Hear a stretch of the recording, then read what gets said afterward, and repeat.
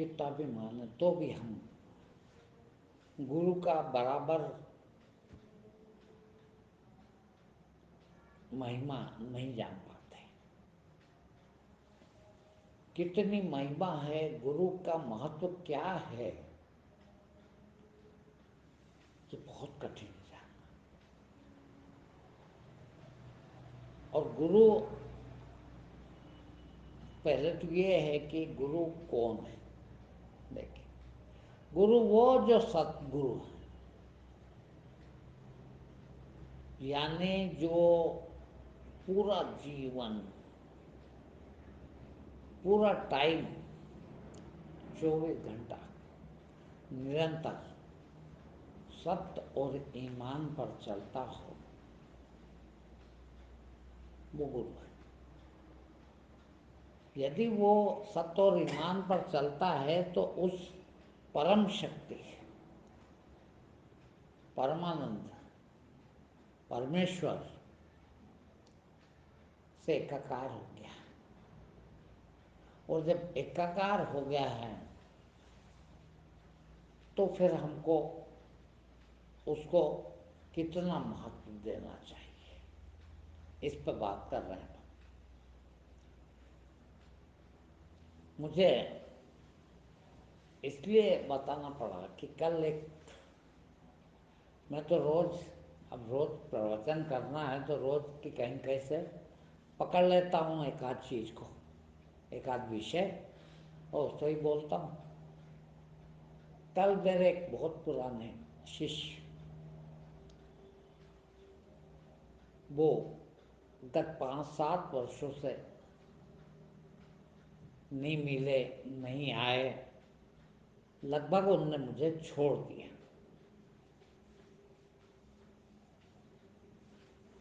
अब छोड़ दिया तो वो कहाँ पहुंच गए, इस हिसाब से मुझे भी अब वैसा व्यवहार नहीं किया जा सकता जैसा उनके साथ मैं पहले करता था। तो उनने यहाँ आए थे एक दिन, तो बोले मैं एक दिन भोजन पे आपको बुलाना चाहता हूँ। तो मैंने कहा मैं बताऊंगा फिर। ऐसी बात हुई थी। कल उनका फोन आया, बोल कल आपको भोजन के लिए पधारना है। मैंने कहा मेरे को मुश्किल है, क्योंकि मैं तो उन्हीं लोगों के यहाँ भोजन कर पाता हूँ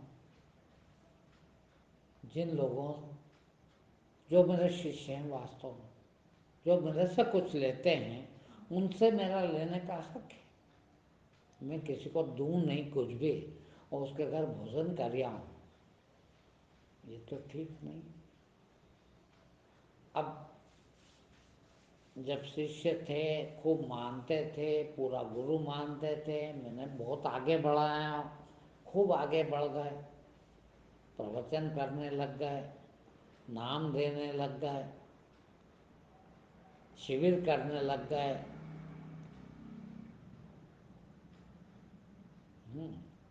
किंतु 5-7 साल से मेरे को एकदम पक्का नहीं मालूम, नहीं आए, नहीं मिले।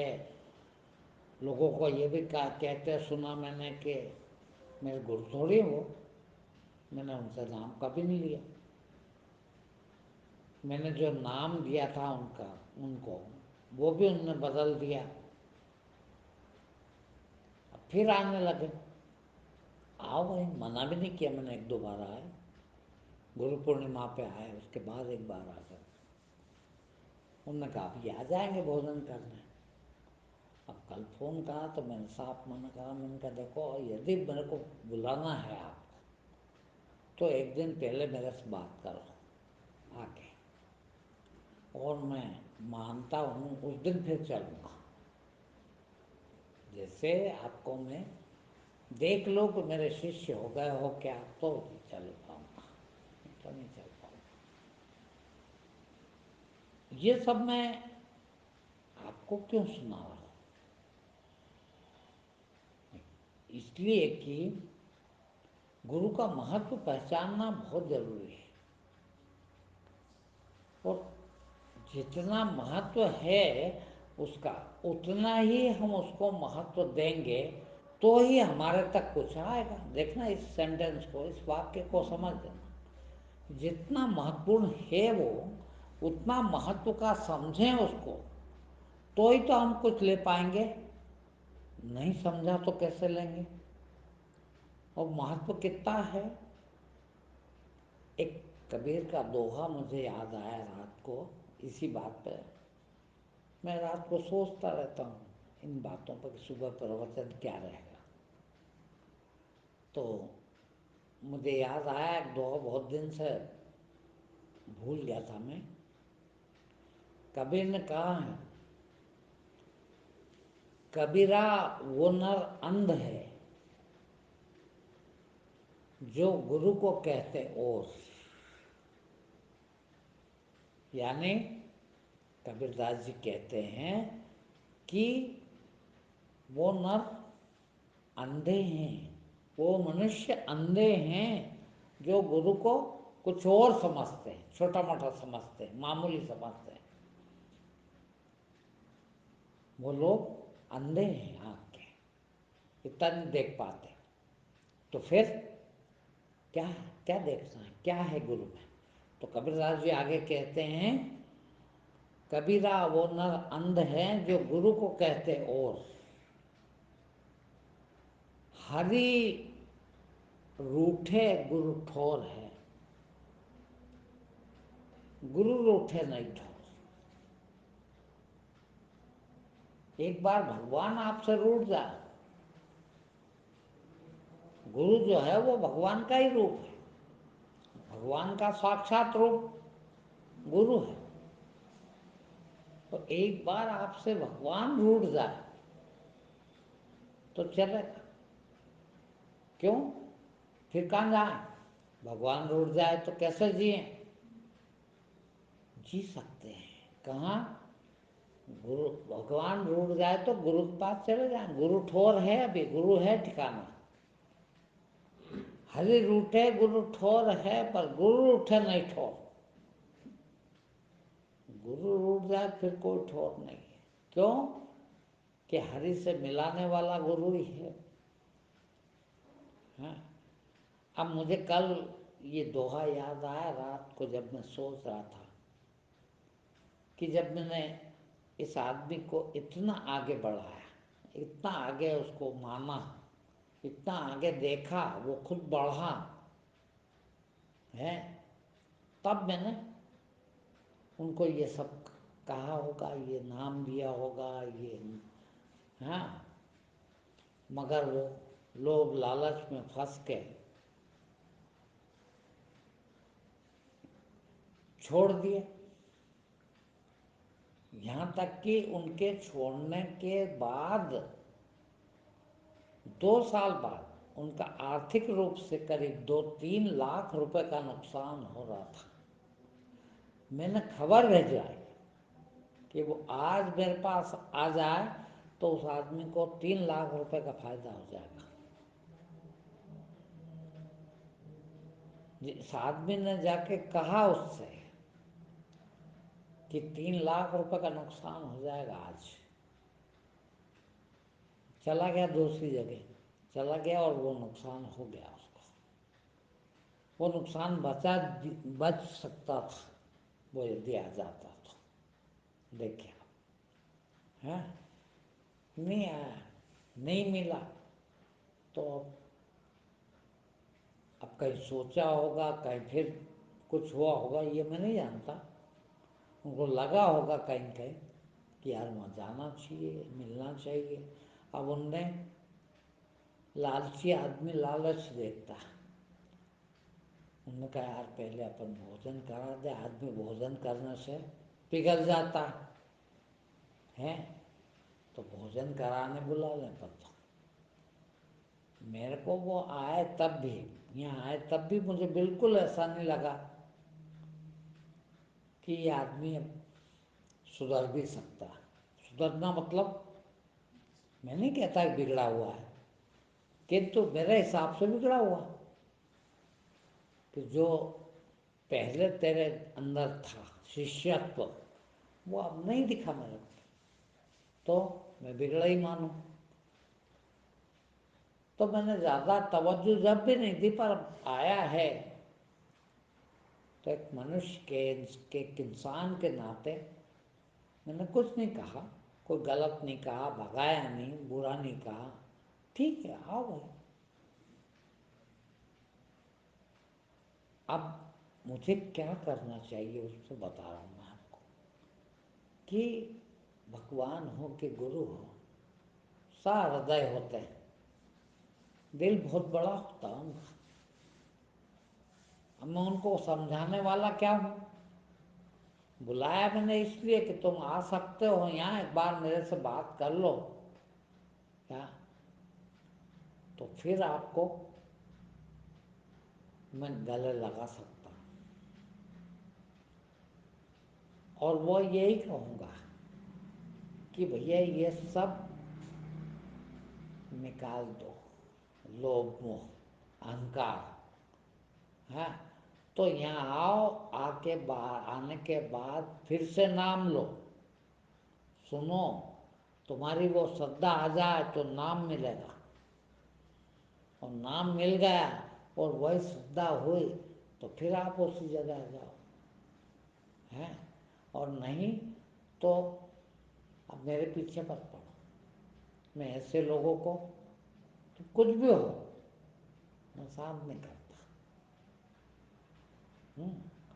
अब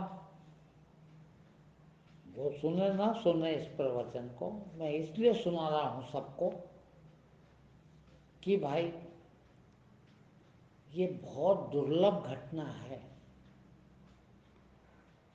सद्गुरु आपको मिल जाए, इससे बड़ी कोई चीज नहीं दुनिया में। क्या, जैसे अभी कबीर का दोहा आपको बताया, एक दोहा और मैं भूल रहा हूँ, वो कहते हैं कि साधु मिले फल एक है, साधु मिले फल एक है। है तीरथ का है एक, हाँ, तीरथ करे फल एक है, संत मिले फल संत फले, संत मिले फल चार है, सदगुरु मिले अनंत फल, सदगुरु मिले अनंत फल, कहे तो कहे कहते कबीर विचार। देख, यानी सदगुरु मिल जाए, इससे बड़ी कोई चीज नहीं है। अब जब इतनी बड़ी चीज मिल जाए तो हमको सहज छोड़ देना चाहिए क्या? वही बात फिर आती है, कौन सी?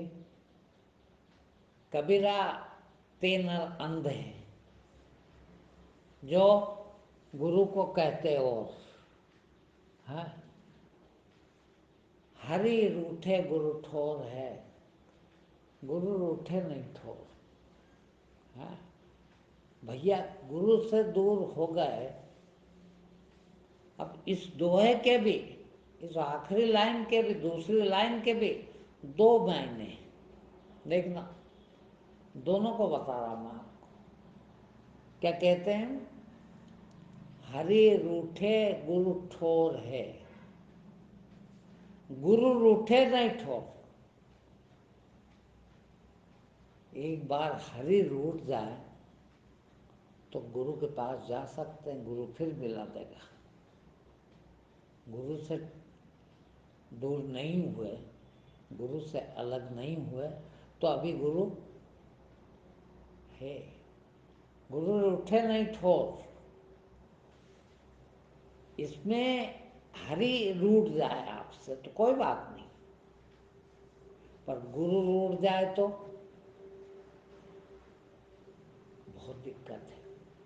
एक अर्थ तो ये है, फिर क्या मिलेगा? एक अर्थ और है इसका, और वो अर्थ मैंने ही सोचा है, मैंने पढ़ा नहीं कहीं है। ये अर्थ तो सब बताएंगे आपको कि हरि रूठ जाए, भगवान रूठ जाए आपसे, तो गुरु है ठिकाना। किंतु गुरु रूठ जाए तो कोई ठिकाना नहीं, फिर कहीं भी नहीं जा सकते हैं। ये ठीक हो सकता है, पर इससे भी ज्यादा ठीक इसका अर्थ मुझे लगा कि हरि रूठे गुरु ठोर है, गुरु रूठे नहीं ठोर। अरे हरि तो हरि है, ईश्वर है वो क्यों रूठे किसी से? देखना, अभी रूठना बनाना उनके पास है क्या? नहीं। फिर तुम रूठ गया, हरि से रूठे हुए हो।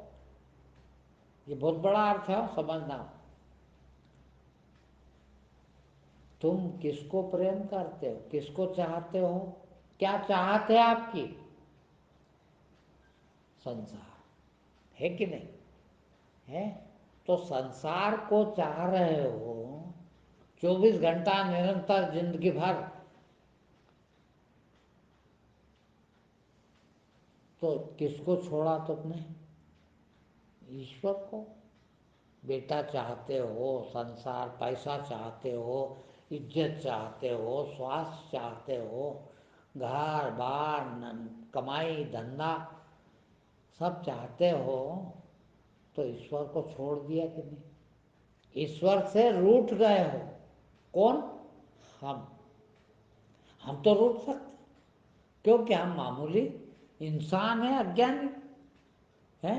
तो गुरु से ही नहीं, भगवान से नहीं रूठना चाहिए।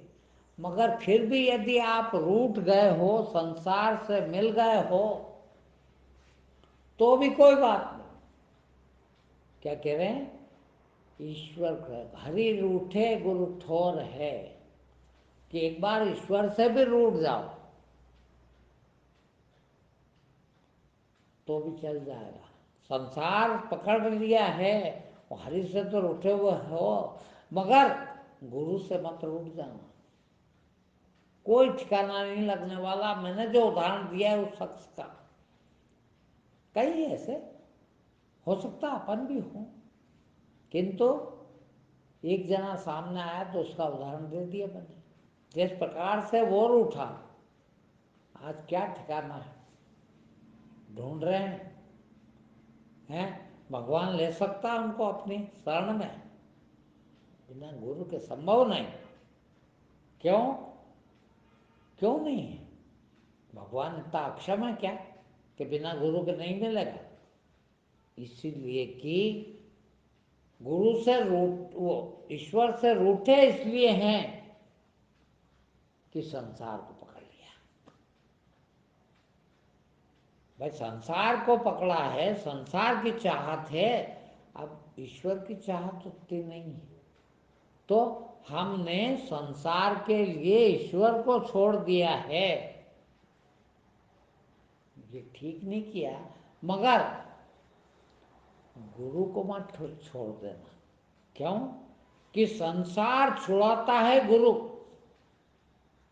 भगवान नहीं छुड़ाता है। वो सहजों का एक भजन है, बहुत प्यारी बात कही है उसने, सहजो भाई ने, कि हरि ने तो संसार में उलझाया। किसने दिया संसार भी? भगवान ने दिया। तो क्या कहती है इस भजन में कि हरि ने तो संसार में उलझाया, पर गुरु ने संसार छुड़ाया। भगवान संसार देने वाला है, छुड़ाता नहीं वो। केवल केवल गुरु ही संसार छुड़ा सकता है। तो गुरु से कभी नहीं रूठ जाना है। संसार छोड़े तो हरि मिले। देखिए, संसार और हरि दोनों साथ साथ नहीं रह सकते हैं। संसार छूटे तो, और भगवान कभी संसार छुड़ाता भी नहीं है। भगवान की माया है संसार। गीता में कहा भगवान ने कि मेरी माया, मैं ही माया को मैं ही भेजता हूँ, माया मेरी ही है। और माया है संसार। और किसने बनाई? वो भी भगवान ने बनाई। तो भगवान तो संसार में उलझा रहा है। गुरु क्यों छुड़ाता है? क्यों छुड़ा सकता है? इसीलिए छुड़ा सकता है कि उसने छोड़ा है। देखिए यहाँ फिर एक चीज आ गई कि वो गुरु है जिसने संसार को पूरी तरह से छोड़ दिया है। जिसने छोड़ दिया है वही छुड़ा सकता है। अभी यदि वो खुद संसार में लिप्त है, आकंठ डूबा हुआ है, तो तेरा ही नहीं छूटा तो मेरा कैसे छुड़ाएगा? इसीलिए संसार छुड़ाना उसके लिए संभव नहीं है। वो जो गुरु नहीं है, गुरु वो जिसने संसार को जीता है, संसार को संसार में ही जीता है, संसार को जीता है, संसार में ही जीता, किंतु लिप्त नहीं। देखिए अब एक शब्द आया लिप्त, लिपायमान होना, उसमें ही रस बस जाना। अब ये रस बस जाना क्या है? देख, लिप्त होना क्या है? आप देख रहे हो ना कि आज हम घर नहीं छोड़ सकते हैं। आज तो दुकान रहती ना, कैसे छोड़ दे? छुट्टी के दिन आ जाए हैं। परिवार है ना, है कल राखी है ना, है कल तो हमको मनाना ही पड़ा। ये लिप्तता है। गुरु को बांध भी तो राखी तो बुराई नहीं है, तो मना रहे कोई बुराई नहीं है, तो हम भी मना ले कोई बुराई नहीं। किंतु राखी बिना अड़ता नहीं है। आज बहन आपकी राखी बांधने ना आए तो कितना दुख होता है, सोचिए। इसीलिए कि बहन माया है। बहन का प्रेम, बहन भाई का प्रेम माया है और माया में लिप्त है। देखिए लिप्त हैं कि बहन राखी बांधना आएगी। देखिए है तो लिप्तता है। काय की राखी? किस बात की राखी? मैं कहता हूँ लोगों को कि जिस दिन से इधर आया मैंने नहीं बांधा ये राखी। बहुत राखी बांधने वाली मेरी तो कोई बहन थी नहीं है, मगर जब नहीं होते ना तो ज़्यादा मिल जाती है, क्योंकि सबको दया आती कि बेचारे का कोई भाई नहीं है, चलो अपन बांध देते। तो वो दया करने में चाहे जो कहते लाओ मैं राखी बांधूंगा आपको सबको। बहुत सारी बहनें थी हैं, मगर मैंने जब से नहीं बंधाई, मैंने कहा नहीं बहन, बहन यूं ही हो मेरी, राखी बांध दोगी तभी थोड़ी बहन हो है। इस कपड़े में, इस धागे में रखा क्या है? तो माया है वो है। रिश्ते नाते या यूं कहें कि मोह, मोह माया है, लोभ माया है। तो ये छुड़ाने वाला, यहाँ रोज प्रवचन कर रहे हैं, आपको रोज आधा घंटा सुनाते हैं। क्या सुनाते हैं? यही तो सुनाते हैं। अब सब कहते भी हैं आप लोग कि वही वही बात कब तक सुने। मैं तो जब तक सुनाऊंगा जब तक आपकी छूट न जाए है। आपकी ये चीजें छूट न जाए जब तक सुनाना पड़ेगा है। भाई छूट गया क्या? मैं बंद कर दूं आपको सुनाना? आपको नहीं सुनाऊंगा कि यार ये तो आदमी, वो मैंने लिख रखा दीवार पे कि यहाँ कोई ज्ञान देने वाले नहीं आए। क्यों? कि मेरे को यदि ज्ञान है तो मुझे और ज्ञान लेने की जरूरत है नहीं, तो काय को आते हो है। और आपको लेना हो तो आइए, मैं देता हूँ है। तो वास्तव में जरूरत क्या? मैं कहीं नहीं गया, 26 साल से किसी के पास नहीं गया आज तक। क्यों नहीं गया? इसलिए नहीं गया कि मुझे क्या जरूरत है, भगवान ने दे दिया। मैं किसी माया मोह में लिप्त नहीं हूँ, बिल्कुल भी 1% भी। न मोह न लोभ, और ये नहीं है तो अहंकार भी नहीं। अब जब ये नहीं है सब, तो फिर न भगवान की जरूरत अब न गुरु की जरूरत। मगर यदि ये नहीं गया है तो सबसे पहले गुरु की आवश्यकता है। और आज का प्रवचन मैंने इसीलिए किया और उदाहरण भी दिया कि कहाँ तक पहुंचा वो शख्स कि वो खुद नाम देने लग गया। मैंने उसको दिया ऐसा कि भाई तू नाम भी दे दे भाई, क्या प्रवचन भी कर। खूब किए भी, गांव गांव जाके, बाहर जाके भी प्रवचन करने जाते थे। बहुत बड़ी नौकरी थी, वो छोड़ दी इसके लिए, है। नौकरी छोड़ के गई तो अब तो गुरु हो गए अपन। मगर गलती एक ही हुई कि माया मोह छोड़ने की बजाय गुरु को ही छोड़ दिया। और गुरु के छोड़ दिया तो भाई यदि ज्ञान है तो फिर काय को आ रहा हो मेरे पास? क्यों भोजन पर बुलाना चाहते हो? क्या जरूरत है? जब मेरे को जरूरत नहीं रही आपकी, तो आपको मेरी जरूरत क्यों पड़ रही है? इसका मतलब ही भटक गए। और आप भटक गए और गुरु को छोड़ दिया तो आप कोई ठिकाना कभी नहीं लगने वाला। ठीक है, इतना ही।